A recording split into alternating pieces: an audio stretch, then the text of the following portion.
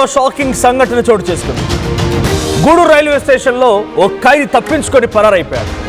ట్రైన్లో తీసుకెళ్తుండగా ఏఆర్ పోలీసుల నుంచి తప్పించుకున్నాడు జీవిత ఖైదు రాజ్ కుమార్.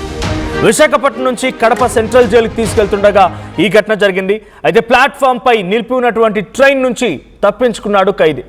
నంద్యాలలో ఓ కానిస్టేబుల్ హత్య కేసుతో పాటుగా మరో బాలిక పైన లైంగిక వేధింపుల కేసులో జీవిత ఖైదీగా ఉన్నాడు రాజ్ కుమార్. నెల్లూరు, కడప, అన్నమయ్య జిల్లాల్లో పోలీసులు గాలిస్తూ ఉన్నారు. గూడూరు రైల్వే స్టేషన్లో సీసీటీవీ ఫుటేజ్ పరిశీలిస్తున్నారు పోలీసులు. ఆ వ్యక్తిని ఓ జైలు నుంచి ఇంకో జైలుకు తరలిస్తూ ఉండగా పరారైపోయాడు రాజ్ కుమార్. రాజ్ కుమార్ ఒక కానిస్టేబుల్ని హత్య చేయడంతో పాటుగా మరో బాలిక పైన లైంగిక దాడికి కూడా పాల్పడగా తెలుస్తోంది. సో గూడూరు రైల్వే స్టేషన్లో ట్రైన్ హాల్ట్ అవ్వగానే ట్రైన్లో నుంచి దూకి పరారైపోయాడు. మరి జనరల్గా సామాన్యులనే సంఖ్యలేసి, ఖమ్మంలో గతంలో రైతులకు సంఖ్యలేశారు, తెలంగాణలో రగచర్ల ఘటనలో సంఖ్యలేశారు, గతంలో చాలామంది యాక్టివిస్టులకు కూడా సంఖ్యలేసి తీసుకెళ్ళినటువంటి పోలీసులు మరొక జీవిత ఖైదు అనుభవిస్తున్నటువంటి వ్యక్తికి సంఖ్యలు లేలేదా? పోలీసు అంతా సైలెంట్గా ఏం కాదులే మనోడే అనుకున్నారా? సో ప్రజెంట్ విశాఖపట్నం నుంచి కడప సెంట్రల్ జైలుకి తీసుకెళ్తుండగా ఇన్సిడెంట్ చోటు చేసుకుంది. సో గూడూరు రైల్వే స్టేషన్లో ప్రస్తుతానికి పోలీసుల చేతిలో నుంచి పరారయ్యాడు నిందితుడు. 2 కేసులు ఉన్నాయి, రెండిట్లో కూడా జీవిత ఖైదు పడింది. ఆ జీవిత ఖైదు శిక్ష అనుభవిస్తున్న తరుణంలోనే అటు కడప జైలుకి తరలిస్తుండగా ఇన్సిడెంట్ జరిగింది. ప్రస్తుతానికి నెల్లూరు, కడప, అన్నమయ్య జిల్లాలో పోలీసులు గాలింపు చర్యలు చేపడుతున్నారు. దీనికి సంబంధించి మరిన్ని అప్డేట్స్ మా ప్రతినిధి గయాజ్ అందిస్తారు.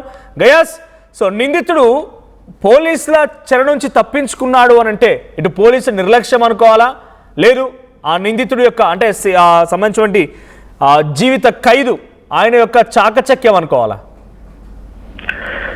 మనోజ్, నంద్యాల జిల్లాలో కానిస్టేబుల్ హత్య కేసుతో పాటు పలు కేసులు ఉండి అతని మీద రౌడీ షీట్ కూడా ఉంది. అయితే ఇతను 4 పోలీసులు ఉండగానే తప్పించుకుని పోవడం ఇది పోలీసుల నిర్లక్ష్యం అని కూడా చెప్పుకోవచ్చు. ఇప్పటికే 4 కానిస్టేబుల్ల మీద కూడా సస్పెన్స్ వేయడం జరిగింది.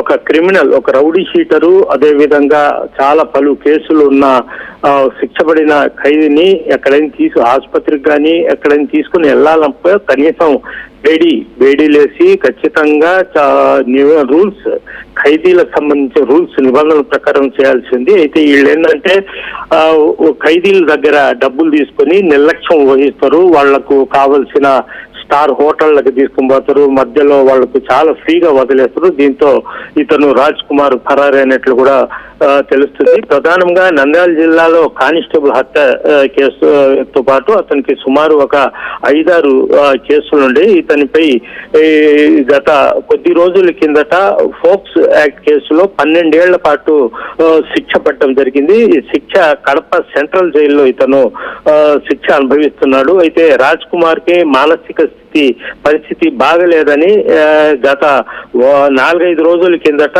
ఈ కడప సెంట్రల్ జైలు నుంచి విశాఖపట్నం మెంటల్ ఆసుపత్రికి తీసుకెళ్లడం జరిగింది.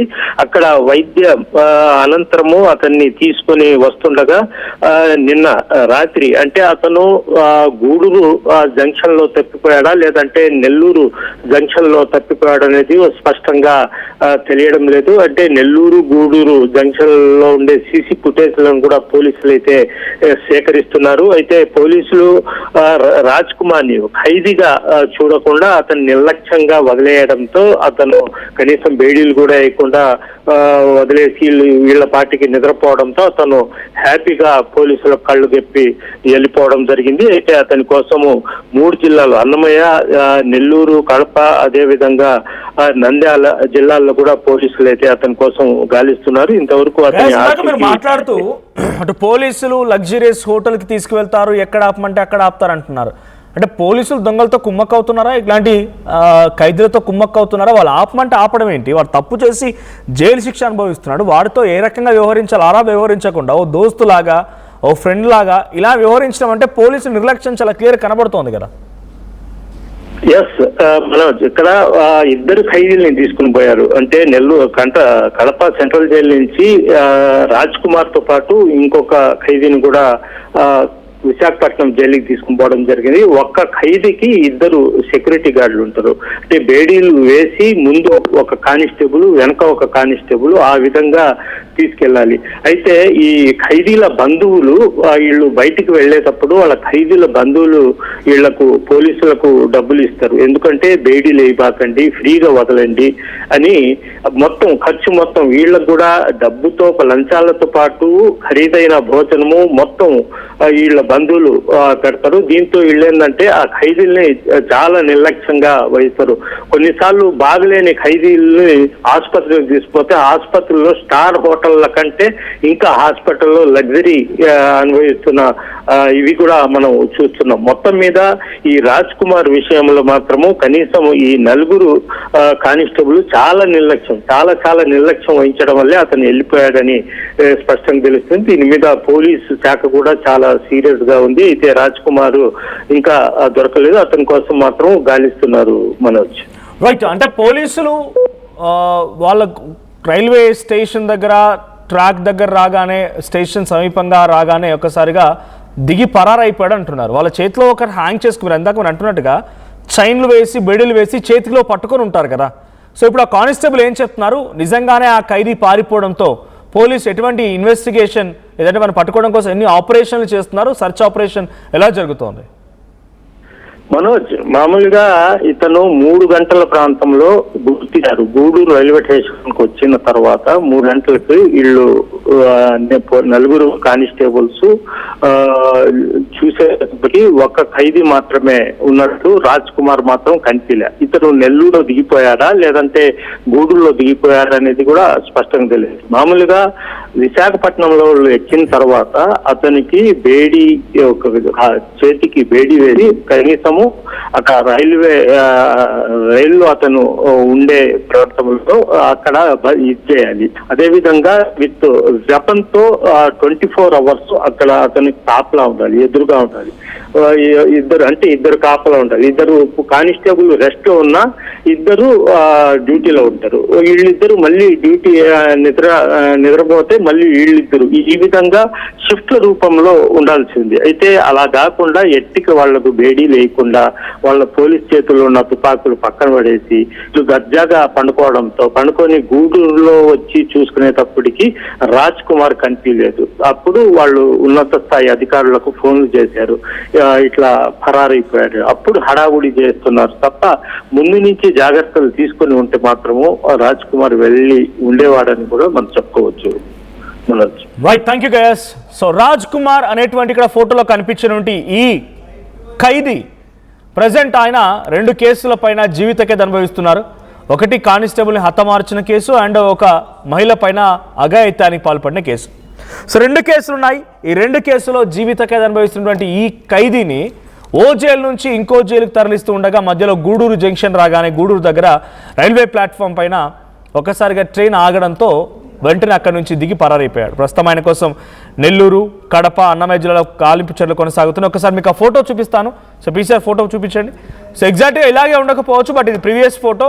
మీకు గనక ఈ వ్యక్తి ఎక్కడైనా కనబడితే, తారసపడితే వెంటనే పోలీసులకు సమాచారం ఇవ్వండి. గతంలో ఒక హత్య కేసు, మరొక అఘాయిత్యానికి సంబంధించిన కేసులో జైలు జీవితం గడుపుతూ శిక్ష అనుభవిస్తున్న వ్యక్తి రాజ్ కుమార్. సో ఒక్కసారి ఫోటో గమనించండి.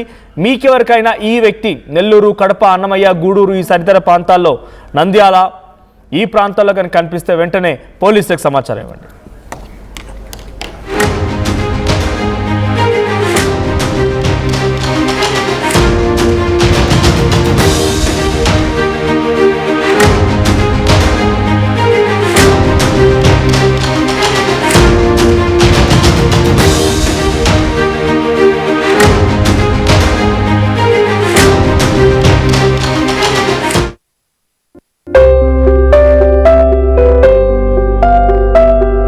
చిన్న చిన్న ఆనందాలు 35 ఏళ్లుగా నా జీవితంలో లేవు. 35 ఏళ్లుగా నేను డైపర్లలో బ్రతికాను. 6 సెంటీమీటర్ల ఫిస్టులా నా మూత్రాశయంలో లీకు కారణమైంది. ఎవరూ నాకు సహాయం చేయలేకపోయారు. ఏఐఎన్యూలో వైద్యులను కలిసే వరకు. అక్కడ వారు రోబోటిక్ శస్త్రచికిత్సతో నాకు పరిష్కారం ఇచ్చారు. వారు నా ఆత్మవిశ్వాసాన్ని కూడా తిరిగిచ్చారు. Precision Care makes it possible. The Center for Robotic Surgery at AINU. At KL, we help you turn your interests into skill sets. KL deemed to be university.